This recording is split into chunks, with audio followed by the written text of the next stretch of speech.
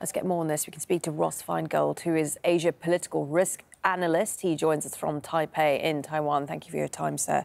Now, the US has a long-standing policy of providing defensive weapons to the island. So is this arms sale unusual in any way? Not really. As you said, the U.S. does provide weapons to Taiwan. It has done so for many, many decades. Part of this is always political or of a public relations value. So at a time when China has increased its military exercises near Taiwan and has increased the threat level, the U.S. announces a sale.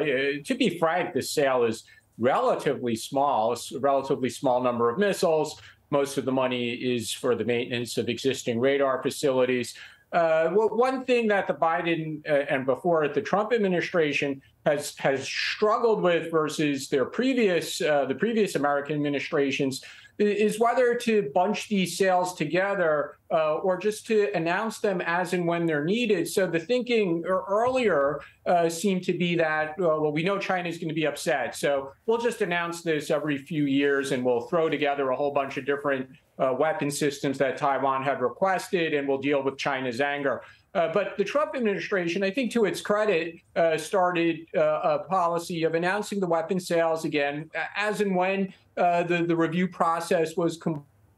The Biden administration seems to be following that, but I think there's going to be some criticism as well that this announcement, given its relatively small size, really isn't much of a difference for Taiwan's security.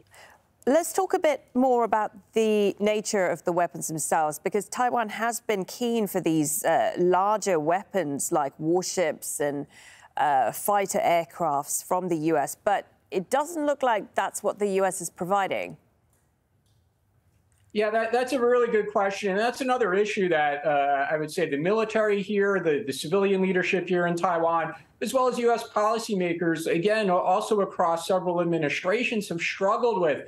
So should the focus be on these larger weapon systems like tanks and howitzers, or should it instead be on things like missiles and mines and taking the battle to the sea or the air or even to China, which would involve using weapons that the U.S. Typically has not sold to Taiwan, rather than preparing for a battle here on the streets of Taiwan. And some people use buzzwords like asymmetrical warfare, and they say Taiwan should prepare for that, or Taiwan should have a porcupine strategy. So we hear a lot of these different buzzwords, but again, it's changing the doctrines, it's changing the way that planners have gone about this for a long time. And that's still very much a work in progress. The problem is Taiwan might not necessarily have time, given the threat level from China. So ultimately, it's not just a U.S. decision. It's really something that policymakers, politicians, and the public here in Taiwan really need to come to a consensus and then go about doing what is necessary to defend their island.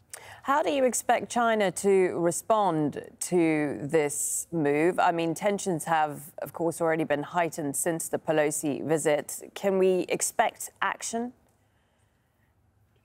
Well, we could certainly expect statements, and they've made some. They'll make more in the coming days. And typically, there are statements from different agencies of the Chinese government, as well as in the state media. So that's certainly to be expected. Then whether or not China will use the other tools that it has, probably. It could be more incursions into what Taiwan calls its air defense identification zone.